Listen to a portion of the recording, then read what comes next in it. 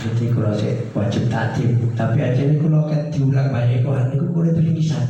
Makanya kalau ingat boleh gitu lagu yang kamu tegas. Nggak bisa kata. Kalau lagi sering dihukum banyak kohan kepada sedih terus SMA. Tapi kalau diparingi ijazah itu sholat sedino saya kalau lakoni sampai saat ini kalau dulu anak-anak kulo sak derek-derek kulo tadi sallallahu ala Muhammad pendek itu mari dihukum dikai niku Gus. Alhamdulillah dengan sholawat itu ketika saya duduk dengan sadar kemudian sujud saya itu dengar di belakang rumah mau PT kemudian saya diangkat oleh Allah perasaan ya nggak ada Rasulullah diangkat sampai kemana tidak tahu. Tapi di setiap perjalanan diangkat itu diberhentikan, ditunjukkan sesuatu yang tidak pernah saya lalui dalam kehidupan sampai sekarang. Intinya ketika kita banyak bersolawat, insya Allah apapun yang kita angan-angan dan bayangkan akan diijabahi oleh Allah Subhanahu Wa Taala. Teman-teman sekalian, semua yang hadir yang nggak bisa saya sebutkan satu persatu. Dari awal bacaan kitab itu sungguh kula niki koyo ditabuhi sadar. Kula kabeh Gus. Tapi alhamdulillah saking sayangnya Allah Ta'ala kula tuki kayak begitu ada niatan ketika saya itu minum saya selalu ya Allah saya juga pengen jadi orang baik hati saya. Sampai kadang saya tertidur di kuburan ini dulu cerita. Di kuburan pagi-pagi di kuburan saya pengen juga jadi orang baik. Itu saya tanamkan dalam hati. Dan alhamdulillah insyaallah mudah-mudahan kita semua di sini ditarik dikembalikan oleh Allah sebagai mesti seorang manusia. Amin Allahumma amin. Kemudian yang kedua saya minta doa restu dan sedanten jamaah nggih kula gadah karep ngingkar kula niki nerusno karepe para sepuh para kiai. Artinya kula ngalir ngeloki arus ditimbali kali salah satu kiai ya kajeng kula tiga-tiga ikut berjuang di salah satu partai ini ke partai P3 menyalon Dewan Jawa Timur. Waktu itu saya siap daftar di kabupaten, ternyata diutus oleh beliau langsung ke Jawa Timur. Bagi saya bukan jabatan tujuan saya, tapi tujuan saya samina wa ta'na ke para ahli para kiai. Insya Allah saya patuh kepada beliau yang memang notabene adalah warasatul anbiya ya, penerus para ulama para sepuh niku nggih penerus Kanjeng Nabi.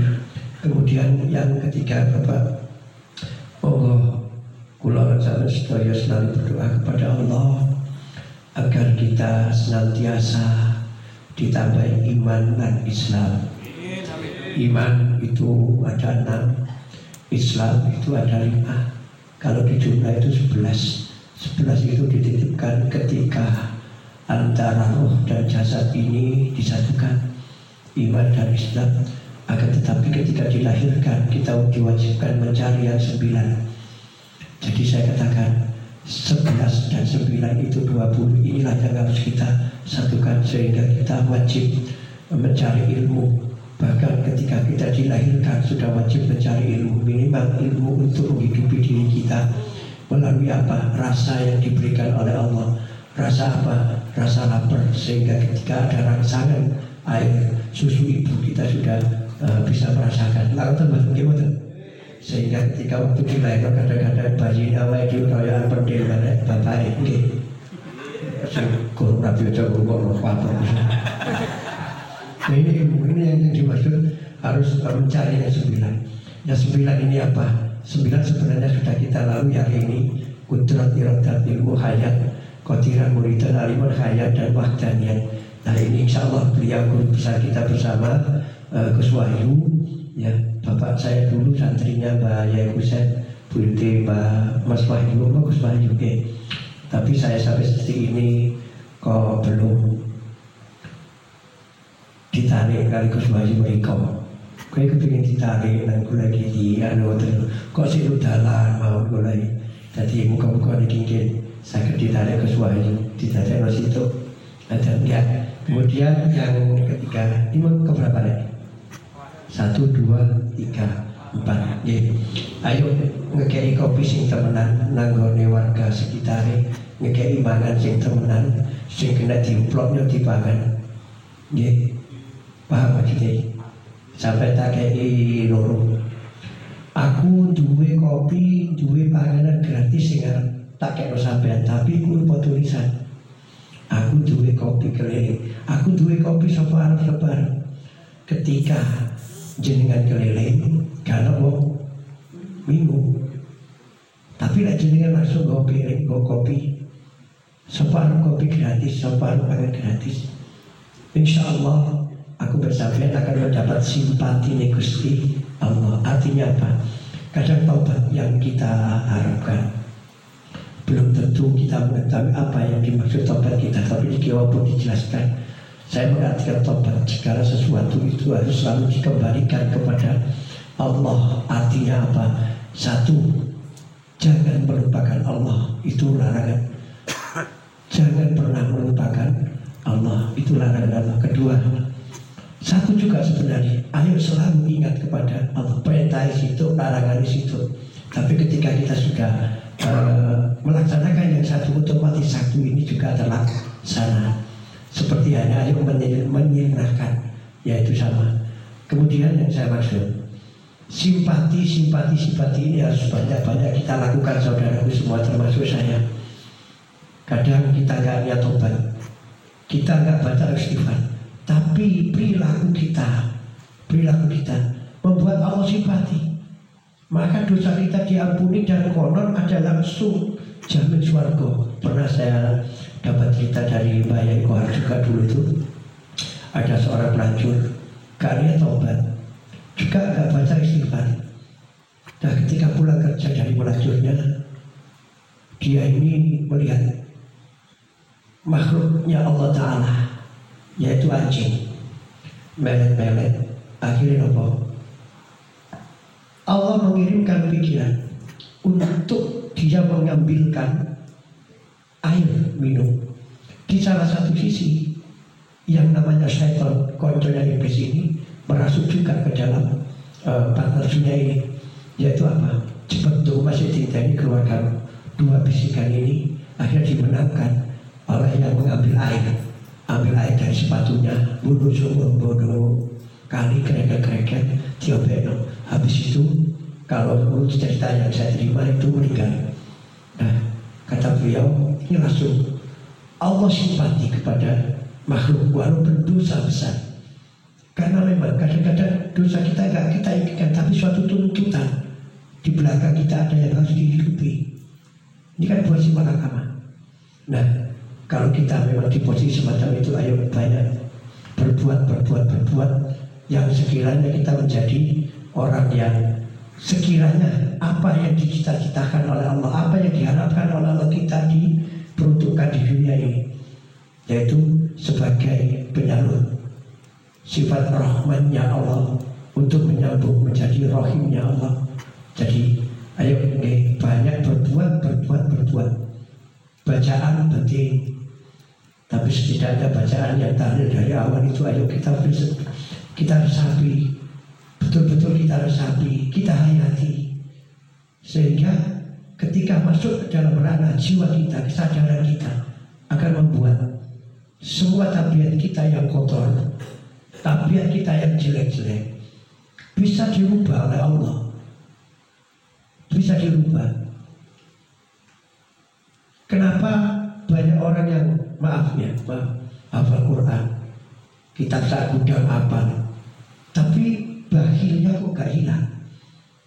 Karena hanya sekedar tartil fasih. Apalagi sekarang tartil fasih oleh hadiah. Nek bisa oleh hadiah tenar saya dunia, nek bisa dunia laris. Kembali di dunia mana? Di dunia kan lagi, nah susah koyo opo. Dia mendapat ketenaran, gak malah menjadi kemuliaan, akan tetapi menjadi suatu gunjingan. Ini banyak yang terjadi. Jadi itu teman-teman. Nah kemudian tadi ngapun tegus, ketika kesempatan lalu aku melawan sampai, bukan kok melawan, enggak hormat kepada dunia guru badan. Saya punya motivasi kenapa saya pakai nama orang bodoh. Satu, agar saya terangsang terus belajar. Yang kedua, saya nggak sempat mengolok-olok dan mengejek orang lain karena saya sendiri sudah mengakui kalau kita bodoh. Yang ketiga, akhir-akhir ini akhir-akhir ini saya pernah mendengar ya, saya itu bahasa Arab gak bisa apa, gak begitu ini, tidak berdiri walaupun saya sekolah agama dulu di Mania, sendiri. Jadi kalau KPU bodoh, kalau yang saya dengar kalau nggak salah kullukum jahil, kalau KPU bodoh. Nah kita mengagungkan yang berbicara siapa Allah, jadi hanya Allah, Allah, Allah dan Allah. Sehingga kebodohan kita saya ini membuat saya selamat. Akhirnya apa? Motivasi semacam ini boleh kita lakukan. Tapi dia memiliki walaupun digelar oleh syariat, torekon, hakikat, marifat. Dan saya dengar sampai marifatnya syariat sudah digelar. Masya Allah, mudah-mudahan ini semua menjadi jalan kita untuk mencari ilmu. Akan tetapi teman-teman, ayo kita gemar berpikir ya. Tukain wa kirsin wa stibarin wa bulgotin wa irsatin ustadin wa tuli zamani. Ini harus kita latih. Kenapa? Ditaklim tak ala-ala ya, yang pernah saya belajar itu tidak akan menghasilkan suatu ilmu kecuali 6 perkara ya, yang diantaranya saya sebutkan tadi. Jadi belajar di sini itu hanya sekilas saja, kan? Hanya 1 jam 2 jam kita yang paling banyak dan harus kita selalu kita baca dan kita resapi hidup kita di luar. Hidup kita, sehingga kalau banyak meresapi hidup kita di luar, insya Allah kita akan kulino dari ritual sholat. Itu kita akan tidak sempat mencari keburukan orang lain. Sholat ya udah sholat, tapi ketika sholat selesai ayo kita resapi. Oh nggak ada apa ruku sujud apa. Kemudian arti dari yang kita baca, dari arti inilah akan merubah tabiat kita. Contoh subhana rabbiyal a'la wa bihamdi. Iki artinya apa ya kasih piro ngene. Sing ro ono sing ro ngerti apa? Ada. Subhana rabbiyal a'la wa bihamdi. Nek tak kaya 1.000. 200 misalnya. Siapa sih itu artinya? 200.000. Ini kita menang nih. Kalau di kawasan sambutan mestinya tuan rumah sih nyambut kulo lah. Itu aneh kalau di kawasan sambutan. Kadang-kadang bingung ya ada di tapi nggak salah. Kepinginnya hormat. Kadang-kadang kita itu sudah dikatakan beliau. Kulo lagi pertama itu ini buang jarang kulo tak kundur rumino jarang. Itu namanya memuliakan diri sendiri. Kulo pamit. Lu kadang-kadang ono bahasa sih gak cocok. Ngapunten kula tilar rumiyin di sepotan kula inna lillahi wa inna ilaihi raji'un. Dadi jenenge dadi kejirukan sama kota kalau misalnya Mas Imron mriki, Mas Imron lembe tilar. Kaget enggak kira-kira. Menempatkan suatu bahasa kadang kita itu juga harus hati-hati. Apa artinya? Subhana rabbiyal suci Allah.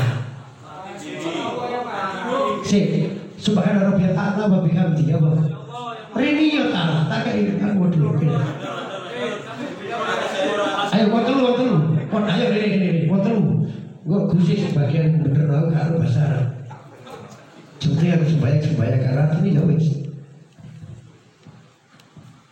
Subhana rabbiyal a'la wa bihamdihi. Maha suci Allah, ingkang maha agung, ingkang maha luhur. Gak sebenernya bener saya bulan sih terus. Ayo. Dalam YouTube juga, dalam TikTok juga, dalam YouTube. Bahasa Indonesia ya apa? Coba.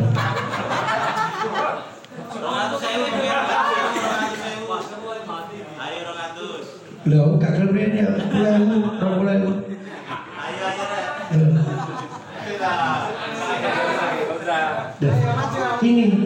Ini kalau kita mau meresapi ya, setelah sholat kita baca, kemudian kita mau meresapi, kita akan sibuk dengan urusan diri kita sendiri.